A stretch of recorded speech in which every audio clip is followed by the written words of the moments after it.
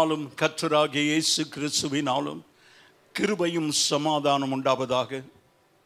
இந்த காலை வேளையிலும் கர்த்தர் நம்முடைய ஆராதனையை அங்கீகரித்து ஏற்றுக்கொள்ளும்படியா பரிசுத்த அலங்காரத்தோடு கூட கர்த்தரை தொழுது கொள்ள கர்த்தர் கிருபை செய்யும்படியா எல்லாரும் நன்றியோடு கூட கர்த்தரை சோத்தரிப்போம். சோத்திரம் சோத்திரம் சோத்திரம் சோத்திரம். க்ளோரி ஹல்லேலூயா ஹல்லேலூயா ஹல்லேலூயா. நன்றியோடு துதிக்கிறோம், நன்றியோடு துதிக்கிறோம். ஆண்டவரே உமக்கு சோத்திரம். பரலோக பிதாவே, அன்பின் தகப்பனே, இந்த புதிய நாளின் காலை வேளைக்காய் நன்றியோடு துதிக்கிறோம். இன்றைக்கு நாங்கள் தேவ சமூகத்தில் கூடி வர உம்முடைய நாமத்தை உயர்த்தி மகிமைப்படுத்த உம்மை தொழுது ஆராதிக்க கர்த்தர் எங்களை கூட்டி சேர்த்த கிருபைக்காய் ஸ்தோத்திரம். எங்கள் ஆராதனை உம்மிடத்தில் உயரட்டும் ஆண்டவரே. உமக்கு ஏற்புடையதாக இருக்கும்படியா செபிக்கிறோம். நீரே வந்து எங்கள் ஆராதனை தலைவராய் வந்து அமரும்படியா செபிக்கிறோம் ஆண்டவரே. எல்லா தடைகள் இயேசுவின் நாமத்தில் விலக்கி போடும்படியா செபிக்கிறேன் ஆண்டவரே. இந்த இடம் முழுவதுமா ஷெக்கினா மகிமையினால கர்த்தர் இந்த ஆலய கட்டடத்தை நிரப்ப வேண்டும் என்று செபிக்கிறோம். கர்த்தருடைய கிருபை எங்களோடு இருக்கட்டும். வந்திருக்கிற கர்த்தருடைய பிள்ளைகளுக்காய் ஸ்தோத்திரம். வந்து கொண்டு இருக்கிறவர்களை துரிதமாய் கொண்டு வரும். தடைகள் இயேசுவின் நாமத்தில் விலகி போகட்டும். உமக்கே மகிமை உண்டாகட்டும். இயேசுவின் நாமத்தில் ஜெபிக்கிறோம் நல்ல பிதாவே, ஆமென்.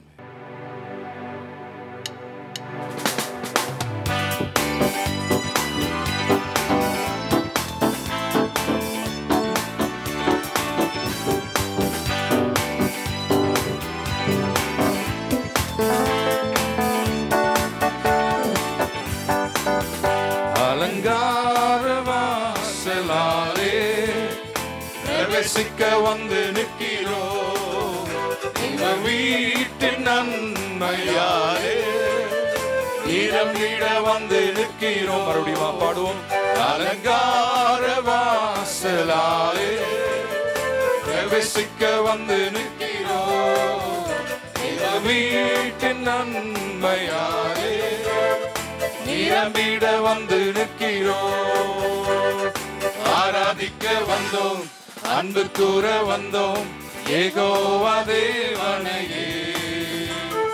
துதித்திட வந்தோம், தொழுதிட வந்தோம், தூயவரே சுவையே. ஆராதிக்க வந்தோம், அன்பு கூற வந்தோம், யெகோவா தேவனையே. துதித்திட வந்தோம், தொழுதிட வந்தோம், தூயவரே சுவையே. அலங்கார உற்சாகமாக சேர்ந்து பாடும். கரங்களை தட்டி ஆண்டவரே உம்முடைய சமூகத்தில் பிரவேசிக்க வந்திருக்கிறோம். தேவ வீட்டின் நன்மையாலே நிரம்பிட வந்து நிற்கிறோம். ஆலயம் செல்லுவதே அது மகிழ்ச்சியை தந்திடுமே. ஆலயம் செல்லுவதே அது மகிழ்ச்சியை தந்திடுமே. என் சபையுடனே உம்மை துதித்திடவே கிருபையும் கிடைத்திட்டதே. என் சபையுடனே உம்மை துதித்திடவே கிருபையும் கிடைத்திட்டதே. ஆராதிக்க வந்தோம், அன்பு கூற வந்தோம், யெகோவா தேவனையே. துதித்திட வந்தோம், தொழுதிட வந்தோம், தூயவரே சுவையே. ஆராதிக்க வந்தோம், அன்பு கூற வந்தோம், யெகோவா தேவனையே. துதித்திட வந்தோம், தொழுதிட வந்தோம், தூயவரே சுவையே. அலங்கார வாசல், அலங்கார வாசலாலே பிரவேசிக்க வந்து நிற்கிறோம். தேவ வீட்டின் நன்மையாலே நிரம்பிட வந்து நிற்கிறோம். அலங்கார வாசலாலே பிரவேசிக்க வந்து நிற்கிறோம். தேவ வீட்டின் நன்மையாலே நிரம்பிட வந்து நிற்கிறோம். காருண்யத்தாலே இழுத்து கொண்டார் தூய தேவ அன்பே. இவனாலே இழுத்து கொண்டார் தூய தேவ அன்பே. சேர்ந்து பாடும். இவனாந்திரத்தில் காட்டி என்னை இனிதாய் வருந்தி அழைத்தார். இந்த தேவன் என்றென்றும் உள்ள சதா காலமும் நமது தேவன். மரண பரியந்தம் நம்மை நடத்திடுவான். ஆனாதி தேவன் அடைக்கலமே, அவன் நித்திய புயங்களும் ஆதாரமே. ஆனாதி தேவன் அடைக்கலமே, அவன் நித்திய புயங்களும் ஆதாரமே. பாவை ஆரியோடில் தூய தேவ ஒளியே, அழுகை நிறைந்த பள்ளத்தாக்குகளை அரும் நீரூற்றாய் மாற்றினாரே. இந்த தேவன் என்றென்றும் உள்ள சதா காலமும் நமது தேவன். மரண பரியந்தம் நம்மை நடத்திடுவான். அநாதி தேவன் அடைக்கலமே, அவன் நித்திய புயங்களும் ஆதாரமே.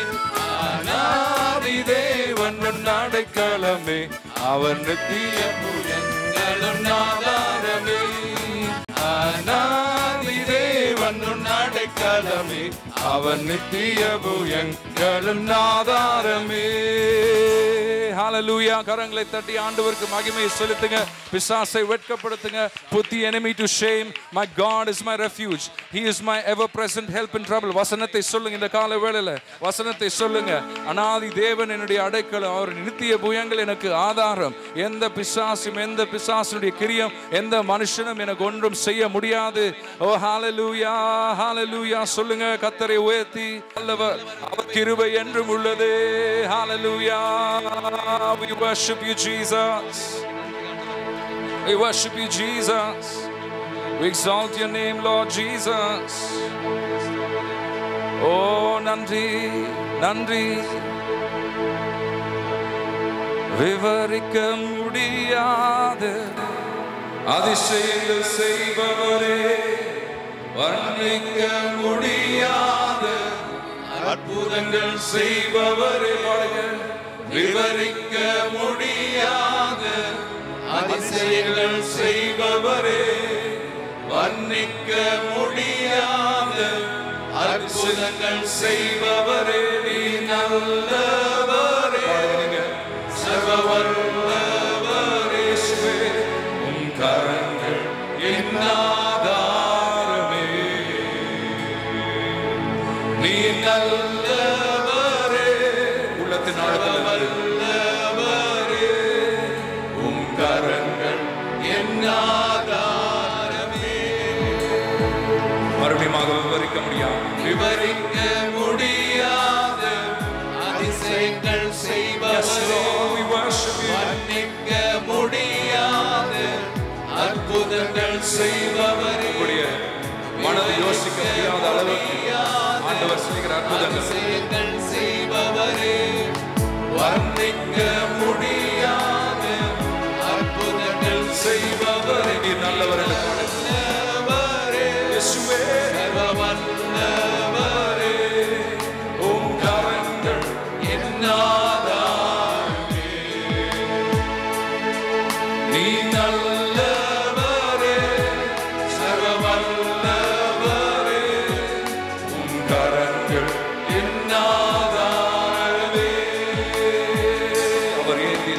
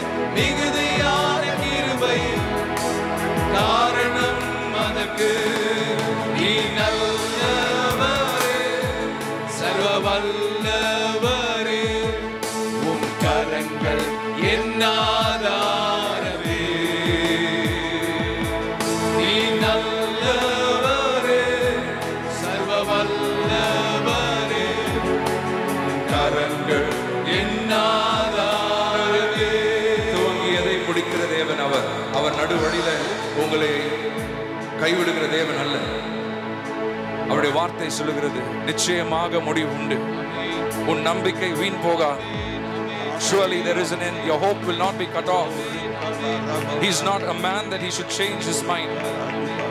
அவர் மனுஷன் அல்ல. அவருடைய வார்த்தையில பின்வாங்குவதற்கு அவர் வாக்குத்தத்தம் தந்த தேவன், வாக்குத்தத்தத்தை நிறைவேற்றுகிற தேவன். ஹalleluya. விசுவாசத்தோடு துவங்கியதை முடிப்பீரே, இறுதி வரை உடனிருப்பீரே. துவங்கியதை முடிப்பீரே, இறுதி வரை உடனிருப்பீரே. தடைகள் வந்தாலும் உன் தரிசனம் நிற்குமே. தாமதமானாலும் அது நன்மையாய் முடியுமே.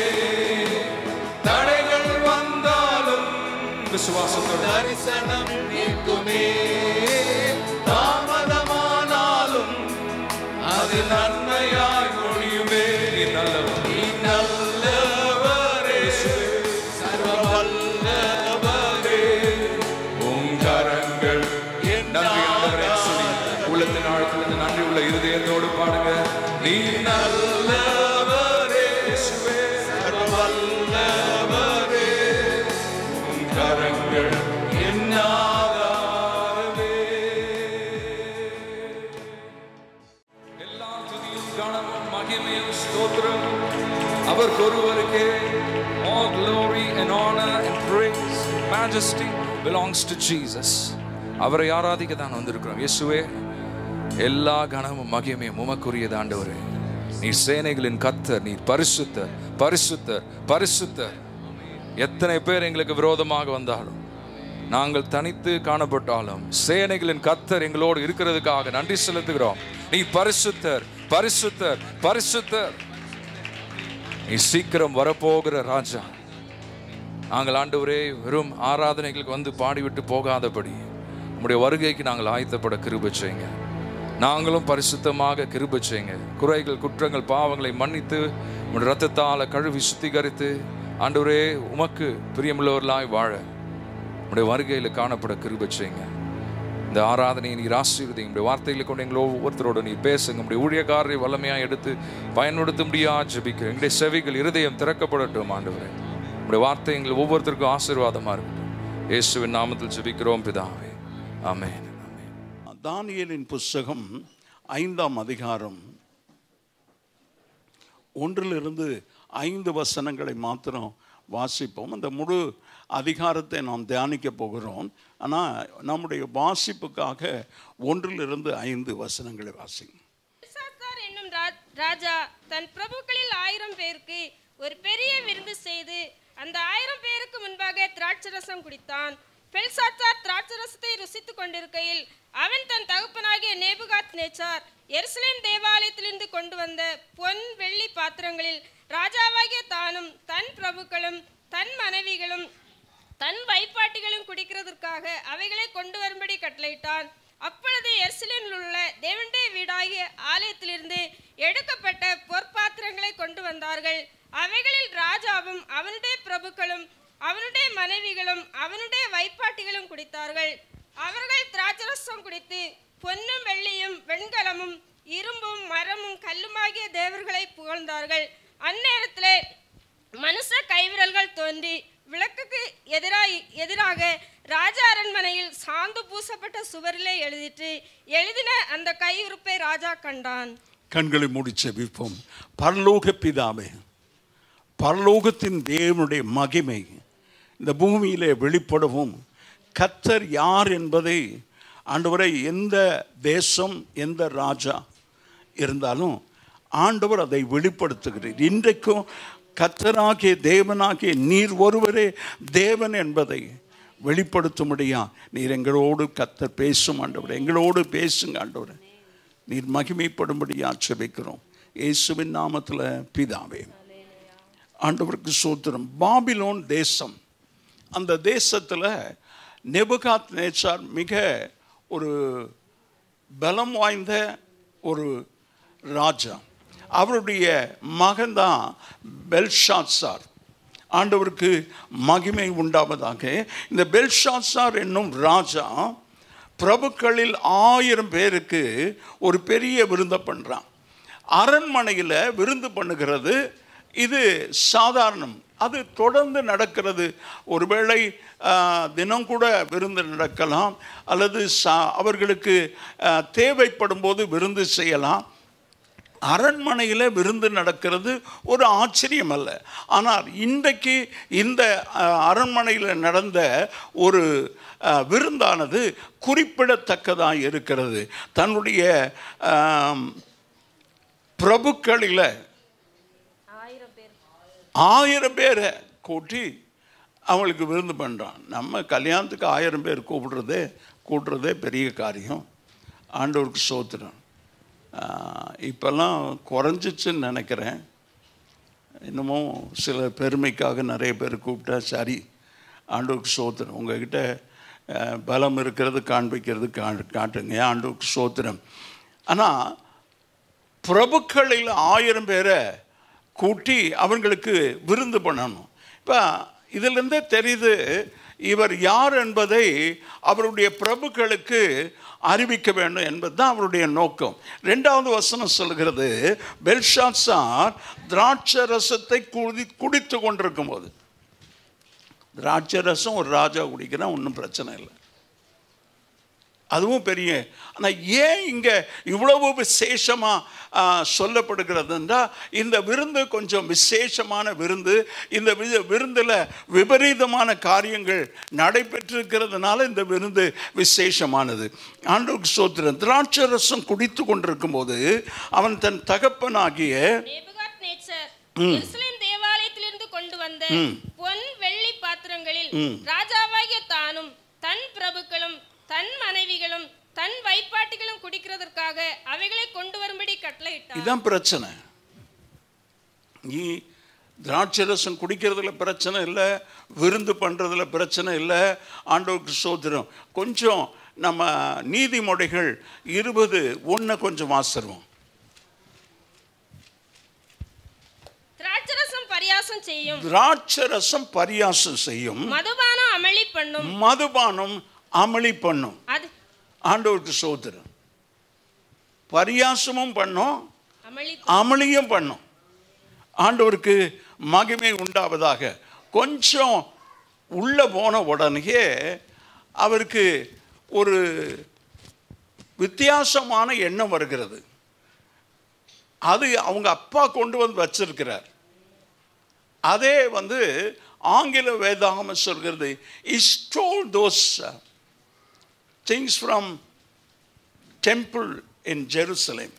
எருசலேம் ஆலயத்தில் திருடி கொண்டு வந்தது என்று சொல்லப்படுகிறது. அவன் எருசலேம் ஆலயத்தை இடித்தான், அதில் இருக்கிறதெல்லாம் சுட்டெரித்தான், அதில் இருக்கிற பொருட்களை எல்லாம் கொண்டு வந்தான். நம்ம எல்லாருக்கும் தெரியும். ஆண்டவருக்கு மகிமை உண்டாவதாக. இங்கேயும் ரொம்ப தெளிவாக சொல்லுகிறான், தன் தகப்பனாகிய நேபுகாத்நேச்சார் எருசலேம் தேவாலயத்திலிருந்து கொண்டு வந்த பொன் வெள்ளி பாத்திரங்கள், ராஜாவாகிய தானும். சரி, ஏதோ ஒரு ஆசை உனக்கு, உன் அரண்மனையில் இல்லாத பொன் பாத்திரங்களும் வெள்ளி பாத்திரமா? சாதாரண ஆட்களையே சொல்கிறாங்க இஸ் பார்ன் வித் சில்வர் ஸ்பூன்னு. கொஞ்சம் நல்ல செல்வாக்காக இருக்கிறவங்க, நல்ல வசதி படைத்தவர்களை சொல்லுவாங்க is born with silver spoon. அவர் வெள்ளி ஸ்பூன்லேயே வெள்ளி தட்டிலேயே சாப்பிட்டாரு, பிறக்கும் போதே அவர் வெள்ளி ஸ்பூனோட கூட தான் பிறந்தாருன்னு சொல்லி சொல்லுவாங்க.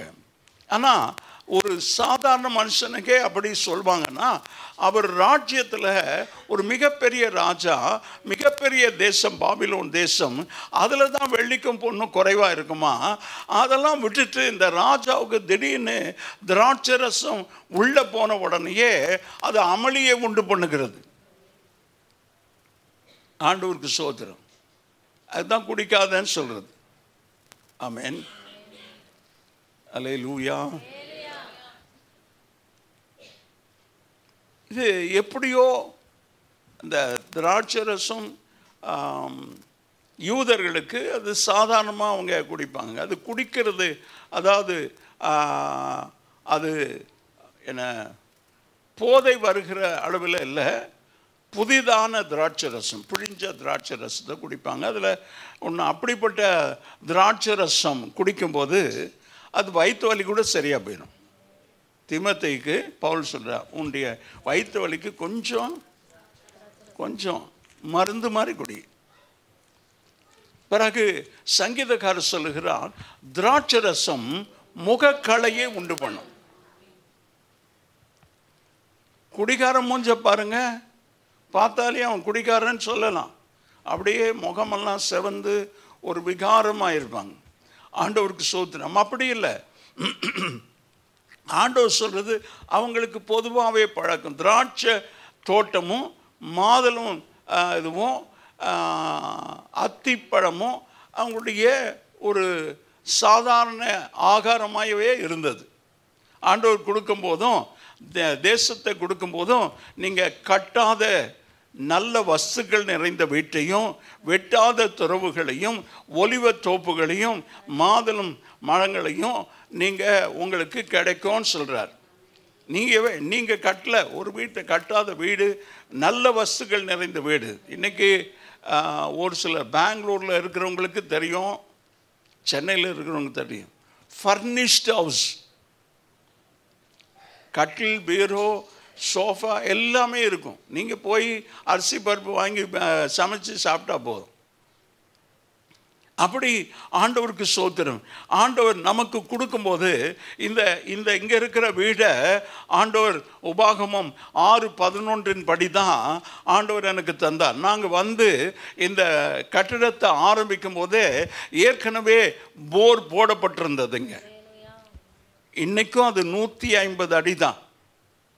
ஆனால் வறட்சியான காலங்களில் கூட எல்லா இடத்துல வறண்டு போனாலையும் இங்கே வறண்டு போனதில்லை. ஆண்டவருக்கு சோத்திரம்.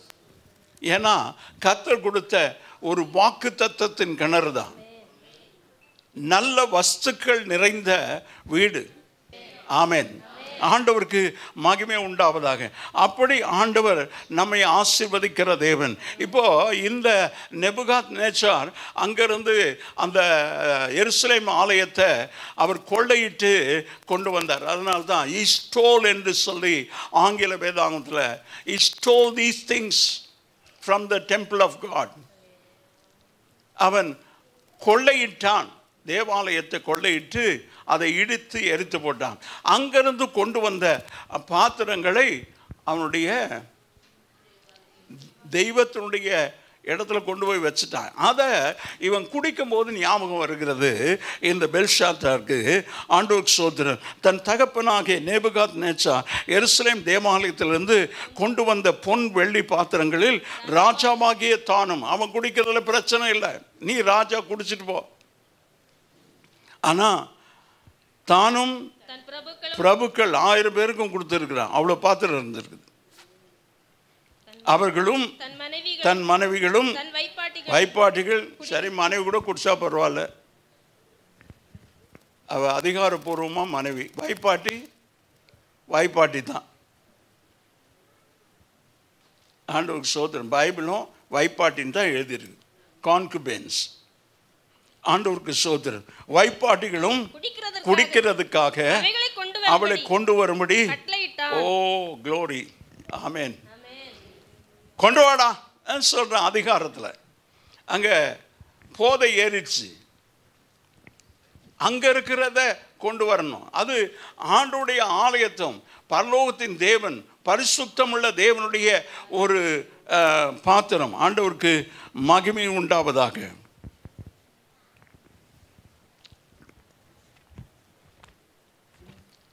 கொண்டு வர சொல்லி 3வது வசனம், அப்பொழுது எருசலேமில் உள்ள தேவனுடைய வீடு, ரொம்ப குறிப்பா சொல்றாங்க, தேவனுடைய வீடாகிய ஆலயத்திலிருந்து எடுக்கப்பட்ட பொற்பாத்திரங்களை கொண்டு வந்தார்கள். அவைகளில் ராஜாவும் அவனுடைய பிரபுக்களும் அவனுடைய மனைவிகளும் அவனுடைய வைப்பாட்டிகளும் குடித்தார்கள். கொண்டு வர சொன்னா ஊற்றி அதில் குடிச்சா தான் அவருக்கு சந்தோஷமாக இருக்குது போல. ஆண்டவருக்கு ஸ்தோத்திரம். குடித்தார்கள்.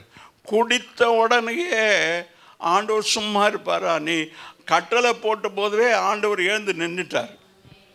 ஆண்டவர் எழுந்து நின்னா பிரச்சனை தான். சிங்காசனத்தை வீற்றிருக்கிறவர் வெகுண்டு எழுகிறார். 4வது வசனம், அவர் திராட்சரசம் குடித்து பொன்னும் வெள்ளியும் வெண்கலமும் இரும்பும் மரமும் கல்லுமாகிய அவனுடைய தேவர்களை புகழ்கிறான். இதுலயும் தப்பு இல்லை. உன் தேவனை புகழ்ந்துக்கோ. இல்லை, உன் தேவனை எவ்வளவாது புகழ்ந்துக்க, யாரும் கேட்க போறதில்லை. ஆனா பிரச்சனை என்னன்னா, தேவனுடைய வீடாகிய ஆலயத்திலிருந்து கொண்டு வந்த பொன்னும் வெள்ளியுமான பாத்திரங்களில் நீ குடிச்சது தான் தப்பு. நீ குடிச்சது கூட தப்பு இல்லை. உன்னுடைய பிரபுக்களுக்கு கொடுத்த, உன்னுடைய மனைவிமார்கள் கொடுத்த, வைப்பாட்டிகளுக்கு கொடுத்த, ஆண்டவருக்கு ஸ்தோத்திரம். நீங்கள்லாம் அந்த 4வது வசனம், குடித்து அவர்களுடைய பொன்னும் வெள்ளியும் கல்லுமாகிய தேவர்களை புகழ்ந்தார்கள். ஆண்டவர் சொல்லுகிறார், என் மகிமையை வேறு ஒருவனுக்கும் கொடுக்க மாட்டேன். ஏசாயா சொல்கிறார், நானே கர்த்தர், நான் என் மகிமையை வேற ஒருத்தருக்கும் கொடுக்க மாட்டேன். நீ உன்னுடைய தெய்வத்தை புகழ்ந்துக்க ஒன்றும் ப்ராப்ளம் இல்லை. ஆனால் என்னுடைய ஆலயத்திலிருந்து எனக்காக அது பிரதிஷ்டை பண்ணப்பட்டது. அந்த பாத்திரங்களை செய்து அந்த சாலமோன் எல்லாத்தையும் பிரதிஷ்டை பண்ணுகிறார். ரத்தம் தெளிக்கப்படுகிறது, ஒவ்வொன்றின் மீதும் பரிசுத்தமாக்கப்படுகிறது.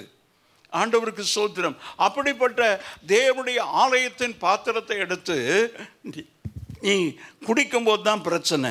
குடித்து கொண்டிருக்கும் போதே ஆண்டவருக்கு ஸ்தோத்திரம். 1 நாளாகமம் 36வது அதிகாரம் 10வது வசனத்திலிருந்து ரொம்ப அழகா ஆண்டவருடைய வார்த்தை சொல்கிறது. கொஞ்சம் நாம அந்த பின்னணியை பார்த்துரும், பேக்ரவுண்டை பார்த்துரும். 36 2 நாளாகும் 36 10 வாசிப்போம். மறுவருஷத்தின் ஆரம்பத்திலே நேபுகாத்நேச்சர் என்னும் ராஜா அவனையும் கர்த்தருடைய ஆலயத்தின் திவ்யமான பணிமுட்டுகளை, இந்த 36வது அதிகாரம் தான் அந்த 2வது நாளாகம புத்தகத்தினுடைய கடைசி புத்தகம். அதில் ஆண்டவர் எழுதியிருக்கிறார். ஆண்டவருக்கு ஸ்தோத்திரம். மறு வருஷத்தின் ஆரம்பத்தில் நேபுகாத்நேச்சார் என்னும் ராஜா அவனையும் கர்த்தருடைய ஆலயத்தின் திவ்யமான ஓலி, திவ்யா யார் பேர் வச்சாங்க தெரியல, அதுக்கு அர்த்தம் ஹோலி, டிவைன். ஆண்டவருக்கு ஸ்தோத்திரம். திவ்யமான பனிமுட்டுகளையும் பாபிலோனுக்கு கொண்டு வர பண்ணி அவன் சிறிய தகப்பனாகிய சிதேக்கியாவை யூதாவின் மேலும் எருசலேமின் மேலும் ராஜாவாக்கினான். ஆண்டவருக்கு ஸ்தோத்திரம். இவரும் கடைசி ராஜா சிதேக்கியா. ஆண்டவருக்கு ஸ்தோத்திரம். அப்படி இவன் கொள்ளையிடுகிறதுக்கு காரணமாக இருந்ததுனால, உதவி செஞ்சதுனால அவனையே அங்கே ராஜாவை வச்சுட்டு அவன் கப்பம் கட்டும்படியாக அவனை வச்சான். சிதேக்கியா ராஜாவாகிற போது 21 வயதாக இருந்தான். 11 வருஷம் எருசலேமில் அரசாண்டு தன் தேவனாகிய கர்த்தரின் பார்வைக்கு பொல்லாப்பானதை செய்தான். பொல்லாப்பா செய்தவன் தொடர்பே இல்லையா? எவனும் தொடர்பே இல்லை. ஆண்டவருக்கு ஸ்தோத்திரம். அவன் கர்த்தருடைய வாக்கை உரைத்த ஊழியக்காரருக்கு தொந்தரவு கொடுக்குறான். தீர்க்கதரிசியை காரணம் இல்லாமல் அவனை குற்றம் சாட்டி அவனை ஜெயிலில் போடுறான். ஆண்டவருக்கு ஸ்தோத்திரம். என்கிற தீர்க்கதரிசிக்கு முன்பாக தன்னை தாழ்த்தவில்லை. ஊழியக்காரனுக்கு முன்னால் தாழ்த்தணும். ஊழியக்காரனை அற்பமாக எண்ணாத. பெந்தகோஸ்தே சபையினுடைய தரித்திரம் யார்? ஊழியக்காரனை ஊறுகாய் தொடுற மாதிரி தொட்டுக்கிற இல்லை. we are called by God, most high God. தேவனுடைய உன்னதமான அழைப்பை பெற்றிருக்கிறோம். நான் மல்டி டேலண்டட் பர்சன். நான் உலகத்தில் இருந்தேன்னா ஏராளமாக சம்பாதிச்சிருப்பேன். ஆண்டவர் எல்லாத்தையும் நான் வேலையே கொடுக்கல, எனக்கு வேலையே கிடைக்கல. 1000 திறமை இருந்தாலையும் ஆண்டவர் அதெல்லாம் முடக்கி போட்டு அவருக்கு வேணும்னு தாயின் கருவிலேயே என்னை தெரிந்து கொண்டார். அதனால் நான் எது செஞ்சாலும் ஒன்றுத்துக்கும் பிரயோஜனம் இல்லை. அப்படி ஆண்டவரால் அழைக்கப்பட்ட ஒரு மனுஷன் இருந்தால், ஆண்டவர் உங்களோடு பேசியிருந்தா, நீ உலகத்திற்கு செல்லா காசாக தான் இருப்ப. நீ எவ்வளோ குட்டி கரணமெல்லாம் போட்டு பாரு, ஒன்றும் நடக்காது. நான் அதெல்லாம் போட்டுட்டு தான் வந்தேன். எனக்கு ரொம்ப திறமை இருக்கிறது. நான் சொல்வேன், டிரைவிங் லைசன்ஸே எடுக்கல, டிரைவிங்கே தெரியாது, ஆண்டவருக்கு சோதனை. நான் சொல்வேன், லாரி ஓட்டியாவது நான் பழிச்சுக்கிடுவேன். இந்த கான்ஃபிடென்ஸ் இருந்தது. 52 வயதில் நான் டிரைவிங் லைசன்ஸ் எடுத்தேன். ஆண்டவருக்கு சோத்திரம். 4 ஸ்டேட்டில் நார்த் இந்தியாலையும் வாகனத்தை ஓட்டு கர்த்தர் கிருபை செய்தார். ஆமேன்னு சொல்லுவோம். இவ்வளோ தாளந்து இருந்தாலையும் உலகத்துக்கு நான் செல்லா காசு, ஆண்டவருடைய ஊழியத்துக்கு வரமாட்டேன், ஆண்டவருடைய வேலையை செய்ய மாட்டேன், ஆண்டவர் என்னை அழைக்கட்டும் சொல்லி காத்துக்கிட்டு இருந்தேன். என்னுடைய மென்டர்ஸ் எல்லாம் சொன்னாங்க, இன்பா உனக்கு full time calling, full time தான் உனக்கு ஊழியம் என்று சொன்னாங்க. உங்ககிட்ட சொன்ன ஆண்டவர் என்கிட்ட பேசட்டும் சொன்னேன். 87ஆம் ஆண்டு ஜனவரி 18ஆம் தேதி ஆண்டவர் என்னோட ரேடியோ பைபிள் கிளாஸ் என்ற அந்த தின தியான புஸ்தகத்தின் மூலமாக ஆண்டவர் பேசினார். அன்றைக்கு உண்டான பாடம் சொன்னார், you are running against God's will. கர்த்தருடைய சித்தத்துக்கு விரோதமாக போகிறேன்னு பிலேயாமுடைய வாழ்க்கையை குறித்து அங்கே சொன்னது. ஆண்டவர் என்னோடு பேசினார். காலையில் 10 மணி நான் அழுது ஆண்டவருக்கு என்ன முழு நேர ஊழியத்திற்காக ஒப்பு கொடுத்தேன். ஆண்டவருக்கு சோத்திரம். 5வது வசனம். அப்படி இந்த வசனத்தை நாம் பார்த்துருவோம். 13 நாளாகும் தேவன் மேல் தன்னை ஆணை விடுவித்துக் கொண்ட நேபுகாத்நேச்சார் என்னும் விரோதமாய் கலகம் பண்ணி இஸ்ரவேலின் தேவனாகிய கர்த்தரிடத்திற்கு திரும்பாதபடிக்கு தன் கழுத்தை அழுத்தமாக்கி தன் இருதயத்தை கடினப்படுத்தினார். ஆண்டவருக்கு சோத்திரம். இருதயத்தை கடினப்படுத்தாத. நாளைக்கு ஞானஸ்நானம் எடுக்கணும், ஆண்டவர் பேசிட்டு தான் இருக்கிறாங்க. ஆனால் நிறைய பேர் சொல்கிறாங்க, நான் ஜெபம் பண்ணி கொண்டிருக்கிறேன். I beg of you my dear church, எனக்கு அருமையான தேவ சபையை, அப்படி ஞானஸ்நானம் எடுக்கலைன்னா அவங்கள நடத்துங்க, ஞானஸ்நானத்துக்குள்ளே நடத்துங்க, ரட்சிப்புக்குள்ளே நடத்துங்க. Please get trained to lead somebody to Christ. ஆண்டவரிடத்தில் நடத்துகிறதுக்கு நாம் ஆயத்தமாவோம். அப்படியே வந்தோம், நான் ஆராய்ச்சோம், நல்லா இருந்துச்சு பாஸ்டர், ஆராதனை செய்தி நல்லா இருந்துச்சு பாஸ்டர், ஆண்டவர் என்னோடு பேசினாருன்னு போயிட்டுருக்காதீங்க. சுயநலமான ஒரு வாழ்க்கை. they are not able to decide. நான் அப்படி தான் 8-9 வருஷம் என்னுடைய அழைப்பை தள்ளி போட்டேன். அந்த 8-9 வருஷம் எவ்வளோ நாள் தள்ளி போட்டேன்னா அவ்வளோ நாள் ஊழியத்தில் ஆண்டவர் அப்படி வறுத்து எடுத்தார். அதுக்கப்புறம் தான் வேறு நிறைய பேர், பாஸ்டர் நீங்கள் சொல்கிறதுனால உங்களை இப்படி வறுத்து எடுத்து வந்திருக்கிறீங்க, நான்லாம் ஆயத்தமாக இல்லை வறுக்கிறதுக்கெல்லாம். நான் சொகுசாக வாழ்ந்துட்டேன், எல்லாரும் சொகுசாக தான் வாழ்ந்தாங்க. ஆண்டவருக்கு சோதனம். ஆனால் ஆண்டவர் கூப்பிட்டா மரியாதையை வந்துரு. ஆமேன், ஆமேன், ஆமேன். கடினப்படுத்தாது. ஆசாரியரில் பிரதானமானவர்கள் யாவரும் ஜனங்களும் கூட புறஜாதிகளுடைய சகல அருவருப்புகளின்படியும் மிகவும் துரோகம் பண்ணி கர்த்தர் எருசலேமிலே பரிசுத்தம் பண்ணின அவருடைய ஆலயத்தை தீட்டுப்படுத்தினார்கள். அல்லேலூயா. ஜனங்க தாமா. இந்த எருசலேம் ஆலயம் நேபுகாத்நேச்சாரால அது இடிக்கப்படும், கொள்ளையிடப்படும். காரணம் என்னன்னா, ஜனங்க ஆண்டவரை விட்டு அருவருப்புகளில் மிகவும் துரோகம் பண்ணி கர்த்தர் எருசலேமில் பரிசுத்தம் பண்ணினதை அவருடைய ஆலயத்தை தீட்டுப்படுத்தினார்கள். அவர்களுடைய பிதாக்களின் தேவனாகிய கர்த்தர் தமது ஜனத்தையும் தமது வாசஸ்தலையும் ஸ்தலத்தையும் காப்பதற்கான இரக்கமுள்ளவராய் இருந்தபடியினால தம்முடைய ஸ்தானாதிபதிகளை ஏற்கனவே அனுப்பினார். ஆண்டவருக்கு சோத்திரம். ஊழியக்காரர் அனுப்பினே இருக்கிறாரு, பேசினே இருக்கிறாரு. ஆண்டவர் ஊழியக்காரர் மூலமா இருதயத்தை கடினப்படுத்த வேண்டாம். ஆண்டவர் என்கிட்ட பேசலை, நானும் அப்படி தான் சொன்னேன். எனக்கு மென்டர் நல்ல ஒரு பெரிய ஊழியக்காரர், தேவன் இந்தியாவிலும் வெளிநாட்டிலையும் குறிப்பாக பெங்களூரில் வல்லமையாக பயன்படுத்தினார். அன்றைக்கு ரேடியோவில் செய்தி கொடுக்கக்கூடியவர். என்னுடைய மென்டர், எனக்கு ரொம்ப வேண்டியவர், என்னை ரொம்ப நேசித்தார். அவருக்கு அடுத்த தலைவராக என்னை ஏற்படுத்தணும்னு அவருடைய மனதில் நினைத்து கொண்டிருந்தார். நான் அவர்கிட்ட சொன்னேன், உங்ககிட்ட பேசணும் ஆண்டவர், என்கிட்ட பேசணும். இன்பா உனக்கு முழு நேரம் ஊழியம். நிறைய பேர் சொன்னாங்க. ஊழியத்துக்கு 78ஆம் ஆண்டு நான் ஒப்பு கொடுத்தேன், ஆனால் கீழ்ப்படியில். ஆண்டவருக்கு சோத்திரம்.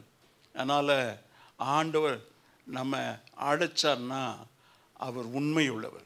16வது வசனம். ஆனாலும் அவர்கள் தேவனுடைய ஸ்தானாதிபதிகளை பரியாசம் பண்ணி அவருடைய வார்த்தைகளை அசட்டை செய்து அவருடைய தீர்க்கதரிசிகளை நிந்தித்தபடி ஆண்டவருக்கு சோத்திரம். 18 வசனங்க சிஸ்டர். அவன் தேவனுடைய ஆலயத்தின் பெரிதும் சிறிதுமான பணிமுட்டுகள் அனைத்தையும் எல்லாத்தையும் எடுத்துட்டு போயிட்டான். 19 அவர்கள் தேவனுடைய ஆலயத்தை தீ கொளுத்தி எருசலேமின் அலங்கத்தை இடித்து அதன் மாளிகைகளை எல்லாம் அக்கினியால் சுட்டெரித்து. இதுக்கெல்லாம் என்ன காரணம்னா, விசுவாசிகள் கொஞ்சம் கவனமா, எல்லாரும் கொஞ்சம் கவனமா 14 வசனத்தை இப்போ இந்த எருசலேம் தேவாலயம் தீ கொளுத்தி அலங்கத்தை இடித்து அதன் மாளிகைகளெல்லாம் அக்னியால் சுட்டெரித்து பட்டயத்திற்கு தப்பின மீதியானவர்களை அவன் பாபிலோனுக்கு சிறைப்பிடித்து போனான். ஆண்டவருக்கு சோத்திரம். இவைகளும் என்ன காரணம் என்று சொன்னா 14வது வசனம்.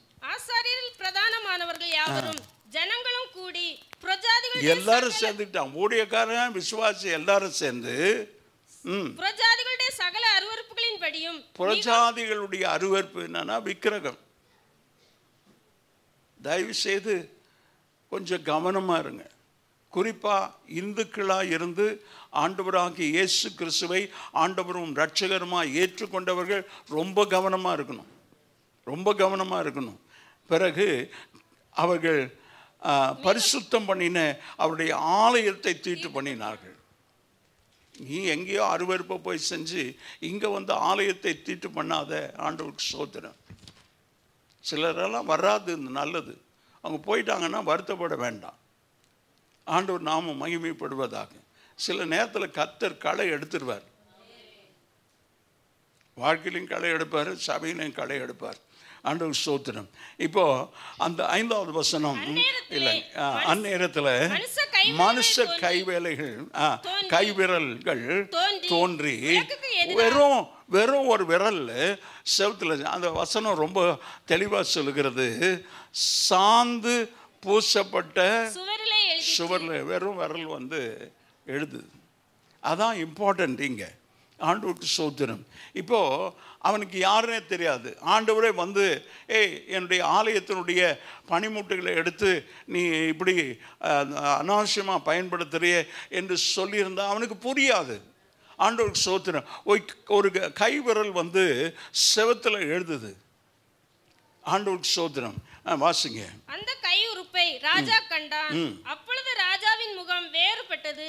அதை பார்க்குறேன், ஏதோ ஒன்று எழுதுது, எழுதிட்டு போகுது. அதை பார்த்த உடனே ராஜா முகம் வேறுபட்டது.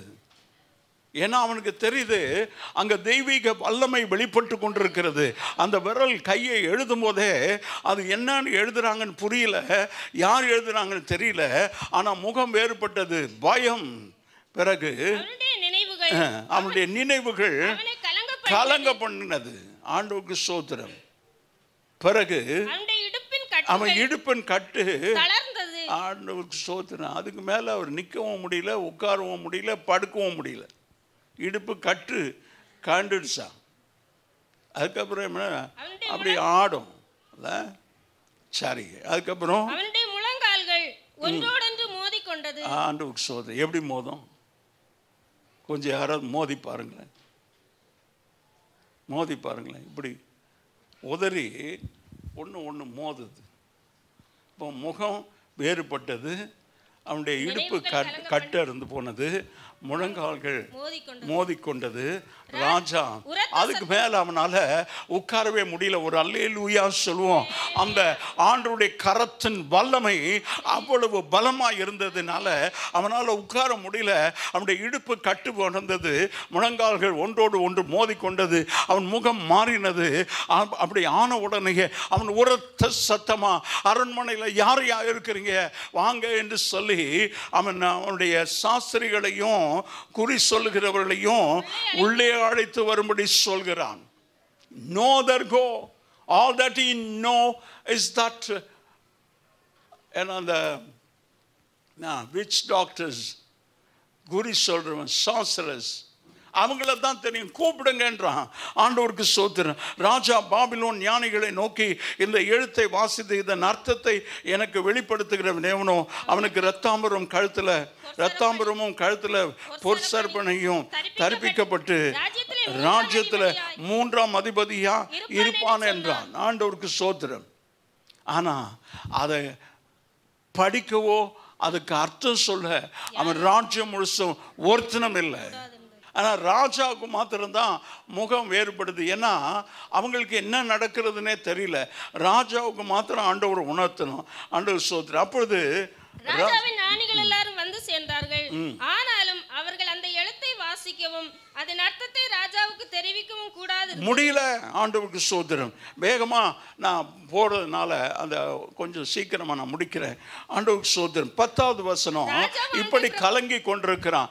எல்லாரும் இருக்கிறாங்க. அவன் விருது பண்ண கூப்பிட்ட அந்த 1000 பிரபுக்கள் இருக்கிறாங்க, மனைவிமார் இருக்கிறாங்க, மருமக்கள் இருக்கிறாங்க. ஆனா அவனுடைய மனைவி ராஜா அவனுடைய பிரபுக்களும் சொன்ன வார்த்தைகளை ராஜாத்தை கேள்விப்பட்டு விருந்துசாலைக்குள் பிரவேசித்தார். ஆண்டவருக்கு ஸ்தோத்திரம். அவ இல்ல, அங்க மனைவி இல்ல,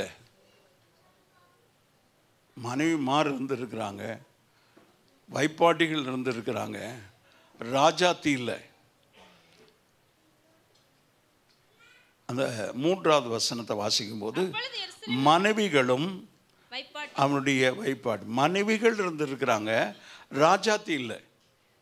இதெல்லாம் விருந்து சாலையில் நடக்கிறது. இப்போ இவ்வளவு கலங்கி அவன் போட்ட சத்தம் ராஜாத்தி கேட்டது. பிறகு என்ன அங்கே பெரிய ஒரு கலவரம் நடக்கிறது என்று சொல்லி ராஜாத்தி வந்து கேள்விப்பட்டு விருந்து சாலைக்குள் பிரவேசித்தாள். அப்படின்னா இந்த விருந்தில் ராஜாத்திக்கு பங்கு இல்லை. Though she is a queen of that land, she did not take part in that banquet. ஆண்டவருக்கு ஸ்தோத்திரம். விருந்து சாலைக்குள் பிரவேசித்தாள். அப்பொழுது ராஜாத்தி, ராஜாவே என்றும் வாழ்க. She has no permission. ஒருவேளை இவளை கூப்பிடலையோ இவ வரலையோ தெரியல. இப்போ வந்துட்டா. ராஜாவுக்கு ஒரு பிரச்சனை வந்துட்டு ராஜாவே இதை சொல்லி தான் ஆகணும். எல்லாரும் ராஜ சமூகத்தில் பிரவேசிக்கிறோம். ஆண்டவருக்கு ஸ்தோத்திரம். இங்க ராஜாவை என் கண்கள் என்ன ஆராதிச்சிங்க. ஆனா ஒரு ஒரு கனமோ மரியாதை ஆண்டவருக்கு இல்லை. ஏன்னா உள்ள வரும்போதே யாரா இருந்தாலும் ராஜாவே வாழ்க. அப்படி ராஜா வராருன்னா ஜனங்கள்லாம் கூடியிருக்கிறாங்க. ஜனங்க மத்தியில் ராஜா வராருன்னா அதுக்கு முன்னாலேயே தண்டோரா போடுகிறவன் ராஜாதி ராஜா என்று சொல்லி என்னது ராஜ மாத்தாண்ட இப்படி என்னத்தையோ நீள ஒரு புகழை பாடி அவங்கள வரவேற்பாங்க. இங்கே எப்படி வரவேற்கிறோம்? அந்த ராஜாதி ராஜன், கத்தாதி கத்தா, தேவாதி தேவன், நீங்களும் நானும் ஆராதிக்கிற இந்த இடத்துல இறங்கி வந்தா what reverence we gave to him. நாம் என்ன கனத்தை அவருக்கு கொடுத்திருக்கிறோம். நம்ம அப்படியே அசையாமல் இருக்கிறோமே. ஆண்டவர் நம்முடைய ஆராதனையை சுகந்த வாசனையா முகரும்படி நம்மத்தில் இறங்கி வந்தார். ஆண்டவருக்கு ஸ்தோத்திரம். அப்போ அவர் சொல்றான், உமது நினைவுகள் உம்மை கலங்க பண்ணவும் வேறுபடவும் வேண்டியதில்லை. ஆமென். இவ அங்க இல்ல. உள்ள வரும்போதே ராஜா முகத்தை பார்த்தா நல்ல கர்த்தருக்கு பயந்த பிள்ளைகளுக்கு தெரியும். என்ன மூஞ்சே சரியில்லை, தாடியும் மீசியுமா என்னதான் சிலரெல்லாம் வேண்டிக்கிறாங்கல்ல. ஆனால் வேண்டிக்காதவன் தாடி மீசை வச்சிருக்கிறான்ல, அவனை பார்த்தாலேயே நமக்கு தெரியும். என்ன தாடியும் மீசியுமா, என்ன உனக்கு குடியா மூடிக்கு போச்சு, பொண்டாட்டியா செத்து போனான்னு கேட்பாங்க. அப்படி தானே கேட்பாங்க. am I right brother? ரைட்டா? சிலரா என்ன தாடி வளர்க்குறேன்னு தெரியல. அந்த அம்மா உள்ள நுழைஞ்ச உடனே முகத்தை பார்க்குறா. நீ ஏன் முகம் வேறுபடவும் வேண்டியதில்லை. உம்முடைய ராஜ்யத்தில் ராஜா, உம்முடைய ராஜ்யத்தில் ஒரு புருஷன் இருக்கிறாயா. அது அந்த அம்மாவுக்கு தான் தெரியுது. பிரபுக்கள் 1000 பேருக்கு தெரில, மனைவி மாடுகளுக்கு தெரில, மறுமனை ஆட்டிகளுக்கு தெரில. ஆண்டவருக்கு சோதரம் அந்த யாருக்கும் தெரியல. ராஜாத்திக்கு மாத்திரம். அவ பேர் என்ன? அந்த அம்மா பேர் என்னம்மா? முக்கியமான நபரை பேரே போட மாட்டேன்றார். ஏன்னா ஆண்டவர் என்ன சொல்றாரு? ஆமேன்னு சொல்லிருங்களேன். அதுக்கு நான் மீனிங் சொல்ல போகிறேன். ஏன் அந்த அம்மா பேர் இல்லை? ஆண்டவர் சொல்கிறாரு, என் மகிமையை வேற ஒருத்தருக்கும் கொடுக்க மாட்டேன். ஐயோ, அந்த ராஜாவுடைய மனைவி இந்த பேர் அந்த அம்மா வந்து சொன்னதுனால்தான் ராஜா உணர்வடைந்தான். இல்லை, God will not give his glory to anyone. விக்கிரகங்களுக்கு குறிப்பா என்னுடைய மகிமையை கொடுக்க மாட்டேன்னு சொல்றார். நானே கர்த்தர் என்று சொல்லுகிறார். நானாகவே இருக்கிறவராகவே இருக்கிறேன். யாவே. ஆமென் சொல்ல மாட்டீங்களா? யாவே இருக்கிறவராகவே இருக்கிறேன் என்று சொல்லுகிறவர் நம்ம மத்தியில், உங்க மத்தியில், உங்க பக்கத்தில் உலாவி கொண்டிருக்கிறான். Ask him to touch you. ஆண்டவரே, I need your touch. ஆண்டவரே, நீர் என்னை தொட வேண்டும். ஆண்டவரே, அந்த வல்லமை எனக்குள்ள பாயட்டும் என்று சொல்லி நாம் இங்கே ஆண்டவரிடத்தில் ஜெபம் பண்ணுவோம். ஆண்டவருக்கு ஸ்தோத்திரம். அப்படி சொல்லிட்டு, உம்முடைய ராஜ்யத்தில் ஒரு புருஷன் இருக்கிறான், அவனுக்கு பரிசுத்த ஆவி. இங்க தேவனுடைய ஆவின்னு போட்டுக்குது. நமக்கு தெரியும் பரிசுத்த ஆவியே பெற்றவன். தேவனுடைய பரிசுத்த தேவர்களுடைய ஆவி இருக்கிறது. உம்முடைய பிதாவின் நாட்களில் வெளிச்சமும் விவேகமும் தேவர்களின் ஞானத்துக்கு ஒத்த ஞானமும் அவனிடத்தில் காணப்பட்டது. அல்லேலூயா, அல்லேலூயா, அல்லேலூயா, அல்லேலூயா. அவனுக்குள்ள இருக்கிற அந்த ஆவி அந்த ராஜாத்திக்கு தெரியுது. எவ்வளோ ஒன்று சொன்னால் பரவாயில்ல, அந்த தேவர்களுடைய ஆவி அவளுக்குள்ளே இருக்கிறது. பரிசுத்த தேவர்களுக்குள்ள ஆவி, ஞானத்துக்கு ஒத்த ஞானம் அவனிடத்தில் காணப்பட்டது. ஆண்டவருக்கு ஸ்தோத்திரம். நம்ம குறித்து யார் சாட்சி சொல்வாங்க? யார் சாட்சி சொல்ல முடியும்? நம்ம அப்படி தான் சாட்சி உள்ளவர்களாக இருக்கிறோமா? வேலை ஸ்தலத்துலேயோ எங்கேயோ நம்ம பார்த்தா ஒரு கர்த்தருடைய பிள்ளைன்னு சொல்ல முடியுதா? ஆண்டவருக்கு ஸ்தோத்திரம். கல்தேயருக்கும் குறி சொல்லுகிறவளுக்கும் அதிபதியாக அவன் இருந்தான். ராஜாவினால பெல்ஷாத்சார் என்னும் பெயரிடப்பட்ட பெல்தெஷாத்சார், தானியேலுக்கு வேற பேர் வச்சாங்க. பாபிலோனுக்கு போன உடனே பெல்தெஷார் என்னும் இது வரைக்கும் சொல்றாமா அந்த அம்மா. நேபுகாத் நேச்சார் காலத்தில் இவருக்கு பேர் வச்ச வரைக்கும் இந்த அம்மா சொல்றாங்க ராஜாவுக்கு தெரியல, ராஜாத்திக்கு தெரியுது. ஆண்டவருக்கு ஸ்தோத்திரம். பேரிடப்பட்ட அந்த தானியேலுக்குள்ள சொப்பனங்களை வியாத்தியம் பண்ணுகிறதுக்கும் புதைப்பொருளை வெளிப்படுத்துகிறதுக்கும் கருகலானவைகளை தெரிவிக்கிறதுக்கும் அறிவும் புத்தியும் விசேஷித்த ஆவியும் ஒன்று. இன்றைக்கு அபிஷேகம் பெறாதவங்க அந்த அபிஷேகத்தை பெற்றுக்கொள்ளுங்க. ஆமேன் சொல்லுங்க, ஆமேன் சொல்லுங்க. அப்படியே வந்து போக வேண்டாம். அந்த அபிஷேகம் தான் நம்ம நடத்தும், சகல சத்தியத்துக்குள்ள நடத்தும். ஆவியான நம்ம சகல சத்தியத்துக்குள்ள நடத்தும். சத்தியத்தை அறிவீர்கள், சத்தியம் உங்களை விடுதலையாக்கும். ஆண்டவருக்கு ஸ்தோத்திரம். அப்பொழுது தானியேல் ராஜாவின் முன் உள்ளே அழைத்து வந்து விடப்பட்டான். ராஜா தானியேலை பார்த்து, நீ என் பிதாவாகிய ராஜா யூதாவிலிருந்து சிறைப்பிடித்து கொண்டு வந்த யூதர்களில் ஒருத்தன் அடிமையானி. அவன் தானே நீ? ஆண்டவருக்கு ஸ்தோத்திரம். கன்ஃபார்ம் பண்ணிக்கிறார் 14வது உனக்குள்ள. இப்போ அந்த அம்மா சொன்னதை வச்சு சொல்றார், உனக்குள்ள தேவர்களின் ஆவி, உனக்கு பரிசுத்த ஆவி உண்டு, அந்த அபிஷேகம் உண்டு, அந்த ஆவியின் கனி உண்டு, அந்த ஆவியின் வரங்கள் உண்டு. இல்லையே வரங்க ஒன்றும் ஓசையிடுகிற கைத்தாளத்தை போலவும் பாத்திரம் காலியான பாத்திரத்தை போல டங்கு டங்குன்னு சத்தம் கேட்குது. ஒன்றும் ஆவியும் காணும், அபிஷேகம் காணும். ஆவி இல்லாதவன் பாவி. அபிஷேகத்தை இப்போவே பெற்றுக்கொள். ஆண்டவருக்கு ஸ்தோத்திரம். ஆவியானவர் என்னை நடத்தும். ஆண்டவருக்கு ஸ்தோத்திரம். இப்படி சொல்லி அவர் கொண்டு போன உடனே ஆண்டவர் நாமம் 17வது வசனம். அப்பொழுது தானியேல் ராஜாவின் சமூகத்தில் பிரதியுத்தரமாக, உம்முடைய வெகுமதிகள் உம்மிடத்திலே இருக்கட்டும், உம்முடைய பரிசுகளை ராஜாவுக்கு யாராவது சொல்ல முடியுமா? உன் பொருள் நீயே வச்சுக்க. அவர் சொல்கிறார், முன்னாலே சொல்கிறார், யார் இதுக்கு விளக்கம் கொடுக்குறாங்களோ அவங்களுக்கு நான் பொன் சரப்பணிகளை அவங்களுக்கு போட்டு 3வது அதிபதியாக வைப்பேன். எல்லாத்தையும் நீ வச்சுக்க, ஆனால் நான் உனக்கு விளக்கத்தை சொல்கிறேன். ஆண்டவருக்கு ஸ்தோத்திரம். ராஜாவே, உன்னதமான தேவன் உம்முடைய பிதாவாகிய நேபுகாத் நேச்சாருக்கு ராஜ்யத்தையும் மகத்துவத்தையும் கனத்தையும் மகிமையும் கொடுத்தார். அவருக்கு கொடுக்கப்பட்ட மகத்துவத்தினால சகல ஜனங்களும் ஜாதியாரும் பாஷைக்காரரும் அவருக்கு முன்பாக நடுங்கி பயந்திருந்தார்கள். அவர் தமக்கு சித்தமானவனை கொன்று போடுவார், தமக்கு சித்தமானவனை உயிரோடு வைப்பார், தமக்கு சித்தமானவனை உயர்த்துவார், தமக்கு சித்தமானவனை தாழ்த்துவார். அவ்வளோ அதிகாரம் இருந்தது. யாரும் எதிர்த்து கேட்க மாட்டான். யாருக்கு? இவங்க அப்பா நேபுகாத் நேச்சாருக்கு. ஆண்டவருக்கு ஸ்தோத்திரம். அவருடைய இருதயம் மேட்டிமையாகி அவருடைய ஆவி கர்வத்தினால ஆண்டவருக்கு மகிமை உண்டாவதாக. 1 பேதுரு 5:5 கொஞ்சம் வேகமா எடுத்து வாசிடுவோம்.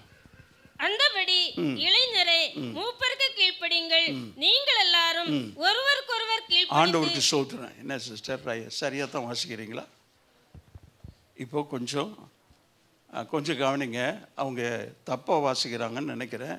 சரியா இருந்தா நீங்க சொல்லுங்க, வாசிங்க. அந்தபடி இளைஞரே. ஆண்டவருக்கு ஸ்தோத்திரம். சிஸ்டர், மறுபடியும் சொல்றேன், கரெக்டா வாசிக்கிறாங்க.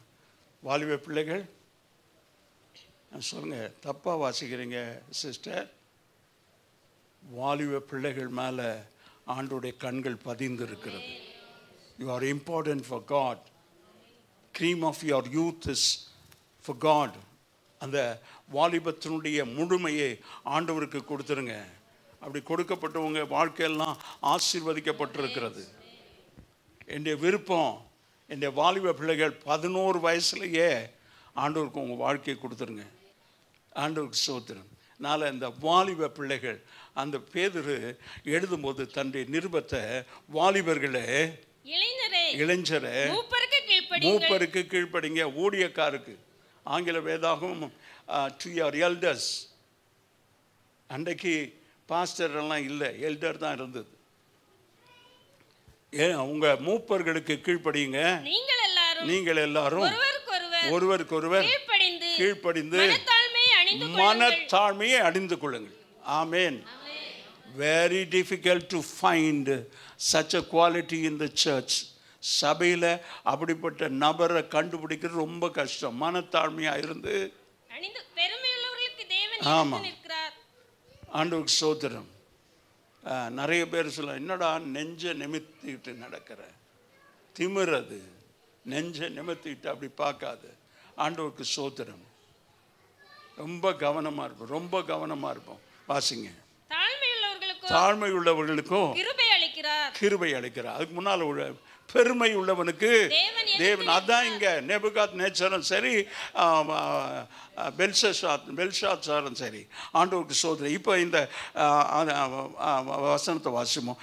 20வது, அவருடைய இருதயம் மேட்டுமையாகி அவருடைய ஆவி கர்வத்தினால கடினப்பட்ட போது. ஆமேன். நீ யாரா இருந்தாலையும், துரையா இருந்தாலையும், துரசானியா இருந்தாலையும் கீழே தள்ளிடுவார். உன் நினைப்பா இருக்கட்டும். ஆனால் ஆண்டவர் உன்னை தள்ளிட்டார். தள்ளினார்ன்ற அந்த உனக்கு உணர்வே இருக்காது. ஆண்டவர் ஒரு ஊழியக்காரர் பார்த்து சொன்னார், அவனை விட்டு என்னைக்கும் நான் தூரமாக போயிட்டேன். அவன் என்னை விட்டு தூரமாக போயிட்டான். இப்போது செய்கிறதெல்லாம் அவன் தானாக செய்து கொண்டிருக்கான். ஆண்டவர் நம்மோடு கூட இல்லை, நாம் செய்கிறோம். ஆண்டவர் கிருபையே, அவர் மகாராஜா. கிருபையை கொடுத்தாருன்னா திரும்பவுமா எடுக்க மாட்டார். ஆமேன்னு சொல்ல மாட்டீங்களா? அவன் ஒவ்வொருவருக்கும் கிருபை தந்திருக்கிறா. நான் இப்போ நிற்கிற வாழறேன், ஊழியம் செய்கிறேன்னா அவருடைய கிருபை இல்லைன்னா நான் என்றைக்கோ மண்ணாக போயிடுவேன். அதனால் அந்த கிருபையை இழந்து போகாதபடி கவனமாக இருங்க. வேகமாக போகிறேன். அவருடைய குமாரனாகிய பெல்ஷாத்சார் என்னும் நீரோ வென்றால் இதையெல்லாம் அறிந்திருந்தும் உமது இருதயத்தை தாழ்த்தாமல் இருந்தீங்க. அதான் பிரச்சனை. வாசிங்க. பரலோகத்தின் ஆண்டவருக்கு விரோதமாக உம்மை உயர்த்தினீர். தன் எஜமானை விட யாரும் பெரியவன் இல்லை. எஜமானனே, என் இயேசுவே, நீ தான் என் எஜமானன். உம் சித்தம் செய்வது தான் என் பாக்கியம். உயிருள்ள நாளெல்லாம் உம் பணி செய்திடுவேன். அது ஊழியக்காரர்களில் விசுவாசிக்க எல்லாருக்கும், ஆண்டவருடைய பிள்ளைகள் ஒவ்வொருவருக்கும் உயிருள்ள நாளெல்லாம் ஆண்டவருடைய வேலையை செய்வதுதான் நம்மை ஆண்டவர் அடைத்திருக்கிறார். தம்முடைய கையில் உமது சுவாசத்தை வைத்திருக்கிறவரும் உமது வழிகளில் எல்லாம் அதிகாரியுமாய் தேவனை நீர் மகிமைப்படுத்தாமல் காணாமலும் கேளாமலும் உணராமலும் இருக்கிற வெள்ளியும் பொன்னையும் வெங்கலத்தையும் ஆண்டவருக்கு சோதனை. இப்போது அவர் சொல்கிறார், 25-26 வசனத்துக்கு போயிடுறோம். அங்கே என்ன எழுதுனாங்க சொல்லி ஆண்டவருக்கு சோதரம். அப்பொழுது அந்த கையுறுப்பு அவரால் அனுப்பப்பட்டு இந்த எழுத்தை எழுதப்பட்டது. எழுதப்பட்ட எழுத்து என்னவென்றால், மேனே மேனே தெக்கேல் உப்பார்சின் என்பதே. இந்த வசனத்தின் அர்த்தமாவது, மேனே என்பதற்கு நீர் உன் தேவன் உன் ராஜ்யத்தை மட்டிட்டு குறைச்சி அதற்கு முடிவு உண்டாக்கினார். 30வது வசனத்தை பார்த்தீங்கன்னா, அவன் செத்து போனான். அன்று ராத்திரியில் கல்தேயரின் ராஜாவாகிய பெல்ஷாத்சார் கொலை செய்யப்பட்டான். ஆண்டவருக்கு விரோதமாக எழும்பினா நீ உணர்வு இல்லாமல் இருக்கிற அந்த கை உறுப்பு வந்தது. என்ன சொல்கிறன்னா, மேனே மேனே தெக்கேல் உப்பாசன்.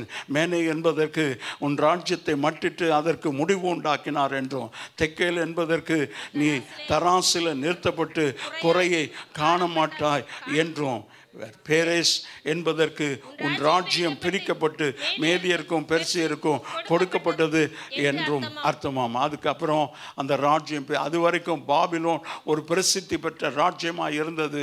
இந்த பெல்ஷாத்சாருடைய நாட்களுக்கு பிறகு, அவன் கொலை செய்யப்பட்ட பிறகு, அந்த மேதியர் வந்து அவனோடு கூட யுத்தம் செய்து அவனை அன்றைக்கு கொண்டு போட்டாங்க. அவனுடைய வாழ்க்கை முடிஞ்சது. என்றைக்கு ஆண்டவருக்கு விரோதமாக எழும்பினியோ, ஆண்டவருக்கு சோதரம், நீ இவைகளை எல்லாம் செய்யும்போது உணர்வில்லாமல் இருந்தால், ஆலயத்தின் பாத்திரங்களை உமக்கு முன்பாக கொண்டு வந்தார்கள். நீரும் உம்முடைய பிரபுக்களும் உம்முடைய மனைவிமார்களும் உம்முடைய வைப்பாட்டிகளும் அவைகளை திராட்சை ரசம் குடித்தீர்கள். இதுவும் அன்றி தம்முடைய கைகளினால உமது சுவாசத்தை வைத்திருக்கிறவரும் உமது வழிகளுக்கெல்லாம் அதிகாரியுமாகிய தேவனை நீர் மகிமைப்படுத்தல. எனக்கு அருமையான தேவனுடைய பிள்ளைகளை, பரிசுத்த பேதுரு நிருபத்தில் எழுதும்போது, வாலிபர்களை, இளைஞர்களை, தாழ்மையாயிருங்க, உங்களுடைய மூப்பருக்கு கீழ்ப்படிங்க, சபைக்கு கீழ்ப்படிங்க, ஆண்டவருக்கு கீழ்ப்படிங்க. ஆண்டவருக்கு சோத்திரம். மேனே மேனே தெக்கேல் உப்பார்சின். உன் ராஜ்யம் பிரிக்கப்பட்டு போகும். நீ மட்டாய் நினைக்கப்படுவான். தராசில் நிறுத்தப்பட்டு குறைவாக இருக்கிற தராசு அது அப்படி மேலே போகுது. ஆண்டவருக்கு சோத்திரம். தேவ மகிமையை ஆண்டவர் வேறு ஒருவனுக்கும் கொடுக்க மாட்டேன். பெருமை உள்ளவனுக்கு தேவன் எதிர்த்து நிற்கிறார், தாழ்மை உள்ளவனுக்கோ கிருபை அளிக்கிறார். அந்த கிருபையை நீங்களும் நானும் பெற்றுக்கொள்ள கர்த்தர் நம் ஒவ்வொருவருக்கும் உதவி செய்வார். கண்களை மூடி ஜெபிப்போம். பரலோக பிதாவே, அன்பின் தகப்பனே, இந்த நாளிலும் ராஜா, நாங்கள் ஆண்டவரே இந்த வார்த்தைகளை தியானிக்கும் போது எத்தனை பயங்கரம் ஆண்டவரே. கர்த்தருடைய பயம் இல்லாமல் ஆண்டவரே ஆண்டவருடைய ஆலயத்தின் பாத்திரங்களை கொண்டு வந்து அவனும் அவனுடைய பிரபுக்களும் ஆண்டவரே மனைவிகளும் மறுமனை ஆட்டிகளும் குடித்தார்கள். அன்றைக்கே ஆண்டவருடைய கை கை உறுப்பு அங்கே வந்து ஆண்டவர் எழுதினது, மெனே மெனே தெக்கைகள் உப்பார்சின். ஆண்டவரே நீ மட்டா உன்னுடைய ராஜ்யம் மட்டிடப்பட்டு ஆண்டவரே நீ தராசில் நிறுத்தி ஆண்டவரே குறைவாக எண்ணப்பட்டிருக்கிற உன்னுடைய ராஜ்யம் பிரிக்கப்பட்டு போகும். நன்றி ஆண்டவரே. இப்போவும் எங்களை நாங்கள் தாழ்த்துகிறோம், என்னுடைய வாழ்க்கையை உமக்கு ஒப்பு கொடுக்கிறோம். ஆண்டவரே நீர் எங்களோடு பேசின இந்த வார்த்தைகளுக்காய் ஸ்தோத்திரம். ஆண்டவரே மூப்பர்களுக்கு கீழ்ப்படியும் போது நாங்கள் ஆசீர்வதிக்கப்படுகிறோம். கர்த்தருடைய ஊழியத்தை செய்யும்போது நாங்கள் ஆசீர்வதிக்கப்படுவோம். உம்முடைய கிருபை எங்களோடு கூட இருக்கட்டும். ஒவ்வொருவரையும் கர்த்தர் ஆசீர்வதியும். உமக்கே மகிமை இயேசுவின் நாமத்தில் பிதாவே. என் ஆத்துமாவே கர்த்தரை ஸ்தோத்திரி, என் ஆத்துமாவே கர்த்தரை ஸ்தோத்திரி. கர்த்தர் செய்த சகல உபகாரங்கள் நம்முடைய கர்த்தராகிய இயேசு கிறிஸ்துவினுடைய கிருபை, பிதாவாகிய தேவனுடைய அன்பு, பரிசுத்த ஆவியானுடைய ஐக்கியம், சமாதானம் வழிநடத்து நம் அனைவரோடு நம்முடைய குடும்பங்களோடு இன்றும் என்று கர்த்தருடைய வருகை மற்றும் நிலைத்திருப்பதாக. ஆமென். கர்த்தர் உங்களை ஆசீர்வதிப்பாராக. God bless you.